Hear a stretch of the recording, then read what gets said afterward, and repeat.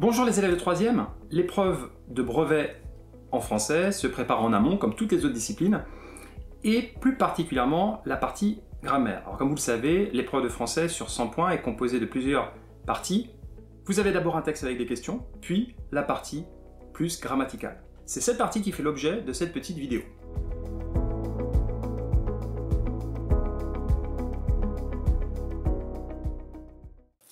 Alors afin de voir ce qui peut tomber lors du brevet, je suis remonté 10 ans en arrière. J'ai épluché les 10 derniers brevets du mois de juillet, les 10 derniers brevets de la série générale, en grammaire.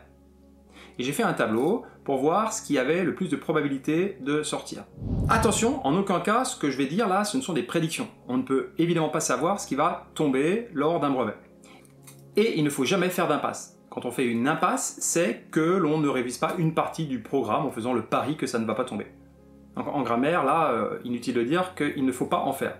Ceci étant dit, remonter 10 ans en arrière, ça peut quand même donner des pistes, des tendances. C'est-à-dire qu'on voit quel genre de questions sont en train de tomber les dernières années. Alors que nous apprend ce tableau que je vous montre? Alors déjà, j'ai deux couleurs pour les années 2014 à 2017. À partir de 2018, il y a eu une réforme avec davantage de poids donné aux questions de grammaire. J'ai également indiqué le type de texte tombé ce jour-là. On remarque au passage que 50% du temps, c'est l'autobiographie qui est tombée. Vous voyez, à la dernière colonne, j'ai indiqué les occurrences. Qu'est-ce que c'est qu'une occurrence? C'est le pourcentage de fois où la question est tombée. Plus la case est rouge, plus vous avez de fortes probabilités que ça tombe. J'ai réparti les différentes notions de grammaire en 4 grands thèmes: les classes de mots, l'expression et littérature, et les phrases.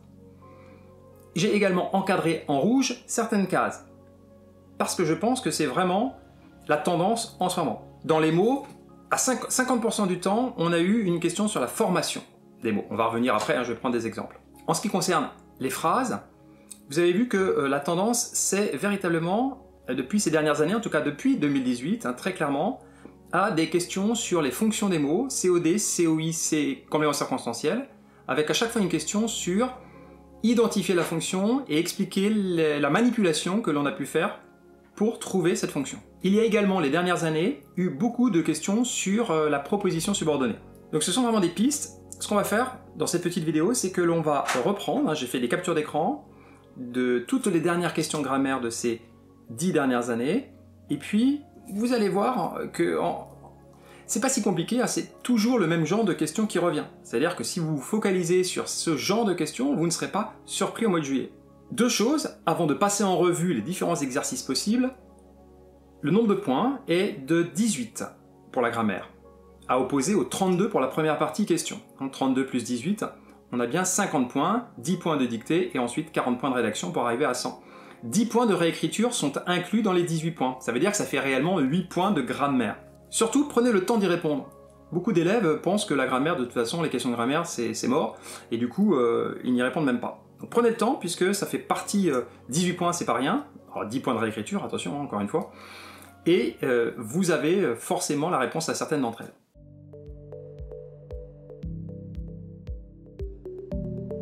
Sur le conditionnel, alors toutes les phrases, encore une fois, que je donne ici, sont des phrases issues des derniers brevets des 10 dernières années. J'avais toujours pensé que nous tomberions ensemble. Quel sens donnez-vous ici au verbe « tomber » ? Identifier le temps de ce verbe et justifier son emploi. Donc là, c'est le tomberions qui était conjugué au conditionnel présent. C'était assez difficile, ça, c'était le brevet il y a 10 ans, puisque là, c'est la concordance des temps qui impose ici le conditionnel, puisque le verbe est au passé dans la proposition principale, j'avais toujours pensé, donc du coup on est obligé de mettre du conditionnel présent, parce qu'il s'agit d'un futur dans un passé. J'avais toujours pensé que nous tomberions ensemble. Bon, ceci étant dit, on peut vous demander une question sur un conditionnel. Il faut savoir que le conditionnel peut avoir d'autres valeurs, évidemment, que celle-ci. Le conditionnel peut exprimer le doute, le regret, le souhait ou l'incertitude. Question sur la forme impersonnelle. Il était quelque part un parc chargé de sapins noirs et de tilleuls, et une vieille maison que j'aimais. Alors là, la question, on demandait de relever le verbe « il était » et d'expliquer à quelle forme il était. On ne peut pas dire « j'étais un parc chargé »,« tu étais un parc chargé »,« nous étions un parc chargé ». En fait, là, ce qu'il fallait observer, c'est que « il était un parc chargé » pourrait être remplacé par « il y avait un parc chargé de sapins noirs ». Autrement dit, on ne peut utiliser que la troisième personne du singulier, ici, pour ce verbe. Il était. On appelle ça un verbe à la forme impersonnelle. C'est un verbe qui ne peut se conjuguer qu'à la troisième personne du singulier. Par exemple, le verbe pleuvoir. On ne dit pas je pleut, tu pleus, nous pleuvons. On dit il pleut. Alors la valeur du présent, vous savez, vos enseignants vous parlent beaucoup de la valeur du présent. Énonciation, narration, présent de vérité générale. Qu'est-ce que c'est que la valeur du présent? C'est pourquoi est-ce qu'on utilise un présent à un moment donné. Alors là, j'ai pas mis le texte, hein, c'était un long texte, on demandait quel est le temps verbal dominant dans le texte et quel est l'intérêt de son emploi dans le récit. Alors c'est toujours pareil, ce qu'on attend de vous, c'est de faire la différence entre l'utilisation du présent. Très souvent, il s'agit d'une différence entre un présent d'énonciation et un présent de narration. Petit rappel, le présent d'énonciation est le présent qu'on utilise pour expliquer que nous sommes dans la situation d'énonciation, c'est-à-dire au moment présent, au moment où on parle ou au moment où un écrivain écrit. Il faut l'opposer au présent de narration qui est un présent dans le passé. C'est un présent que l'on utilise pour raconter des faits passés, le moment du souvenir par exemple. Je vais prendre un exemple concret. Imaginons la phrase suivante. Je me souviens, j'ai 8 ans, je suis assis dans la cuisine. On imagine que c'est un adulte qui écrit un livre, il écrit son autobiographie. Le premier verbe, je me souviens, c'est quand il est adulte, il se souvient en ce moment devant sa feuille. C'est un présent d'énonciation, parce que c'est le moment actuel, le moment d'énonciation. Par contre, dans la deuxième partie de la phrase, on est plongé en arrière. Il est dans la cuisine quand il est petit. Et pourtant, il utilise toujours du présent. C'est bien un présent dans le passé, on appelle ça un présent de narration. Faites vraiment attention parce que cette question elle est assez fréquente entre le présent d'énonciation et le présent de narration.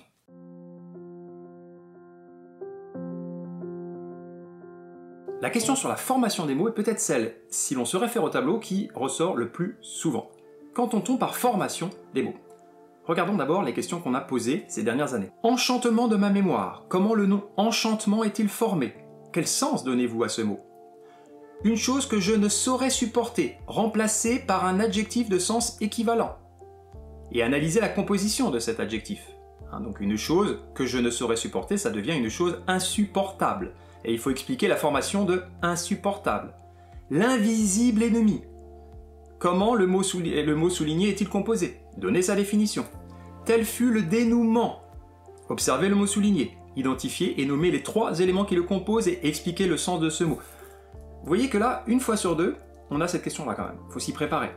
Donc si on vous demande quelle est la formation d'un mot, ça doit faire tilt dans la tête. C'est bien sûr, à chaque fois, est-ce qu'on a, en plus du radical, qui est toujours là, un préfixe que l'on accroche avant et un suffixe que l'on accroche après. Ensuite, on vous demande d'expliquer le sens du mot. C'est pas plus compliqué que ça. Une fois, on a eu une question sur un synonyme. La patronne considérait cet homme étrange et donnait un synonyme de l'adjectif étrange. Alors c'est tout simple, évidemment, c'est bizarre. Bon, ça peut arriver d'avoir cette question sur un synonyme. Alors là, vous prenez un mot de la même catégorie. C'est pas très compliqué non plus.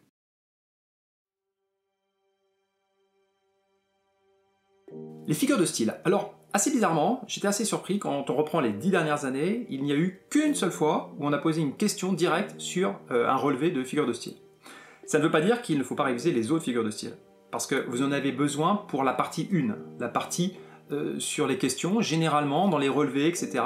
Vous pouvez avoir besoin de trouver des métaphores, des comparaisons, qui sont quand même des figures de style en 3e incontournables.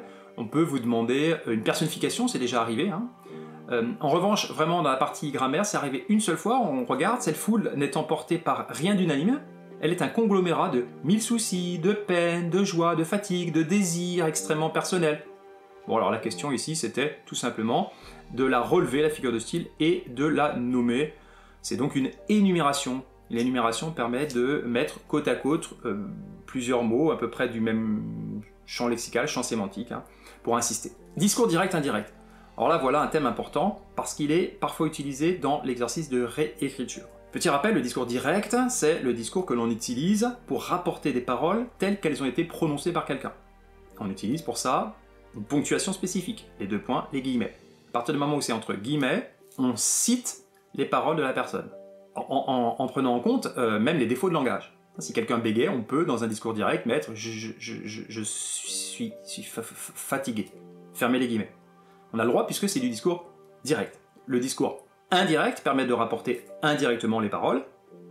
À ce moment-là, on enlève les guillemets, on a un verbe d'introduction de parole, ça donnera « Il m'a dit en bégayant qu'il ne pouvait pas venir demain ».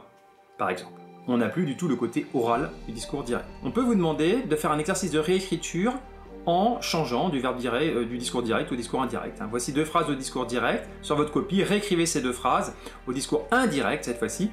Et puis le deuxième exercice, 2-3 ans plus tard, réécrivez au discours indirect le passage suivant en commençant par Julie demanda à Eraste.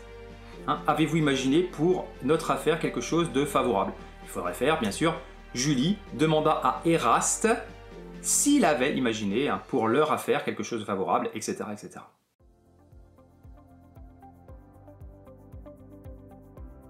Alors, une fois, il y a eu une question sur un attribut du sujet à relever, et le chasseur, sur un fond de verdure sombre, devenait ainsi éclairé un être presque réel. Alors d'abord, pour vous mettre sur la piste, il y avait une petite question, sympa parce que ça pouvait faire tilt. Par quel verbe peut-on remplacer le verbe devenait? Bon là, donc, et le chasseur, sur un fond de verdure sombre, devenait, était un être presque réel. Et là, ça devait vous mettre sur la piste, quand on a un verbe être ou un verbe d'état, comme devenir, eh bien, la fonction derrière, c'est attribut du sujet. Donc là, ici, il fallait répondre attribut du sujet. Attention danger, on arrive là à une partie vraiment qui est très fréquente en ce moment. Les questions sur le COD, COI, complément circonstanciel. Avec à chaque fois, non pas seulement relever un COD, un COI ou un complément circonstanciel, mais surtout expliquer la manipulation que l'on a faite pour arriver à la conclusion que c'est un COD, un COI ou un complément circonstanciel. L'usage était alors qu'il offrit une frite à chacun des camarades qui savourait religieusement l'unique friandise chaude et parfumée d'huile forte qu'il leur laissait. Quel est le groupe complément d'objet de savourait? Bon. Alors en fait, bien sûr, qui savourait, qu'est-ce qu'on savoure? Qui savourait l'unique friandise chaude et parfumée d'huile forte qu'il leur faisait. C'est tout ça, le groupe complément d'objet. Pour vérifier la délimitation de ce groupe, réécrivez la phrase en le remplaçant par un pronom. Il faut remplacer qui savourait religieusement l'unique friandise chaude et parfumée par un pronom. Donc là, ça va être qui la savourait religieusement. Le fait de vous faire cette transformation, de transformer tout un complément d'objet direct en un pronom, a pour but de vous faire comprendre qu'en réalité, un complément d'objet direct peut être déplacé dans la phrase. Autre exemple, l'autre lui déclara la guerre. Donnez la fonction de chaque complément souligné. Alors la guerre, on déclare quelque chose, on déclare la guerre, c'est un complément d'objet direct, et on déclare la guerre à quelqu'un, lui est un complément d'objet indirect. Et on vous demande des manipulations. Les manipulations, c'est extrêmement important, on vous demande tout le temps la manipulation. Il faut répondre invariablement la même chose. Pour un complément d'objet direct et pour un complément d'objet indirect, on peut les déplacer dans la phrase. Exemple, je mange une tarte, la tarte, je la mange.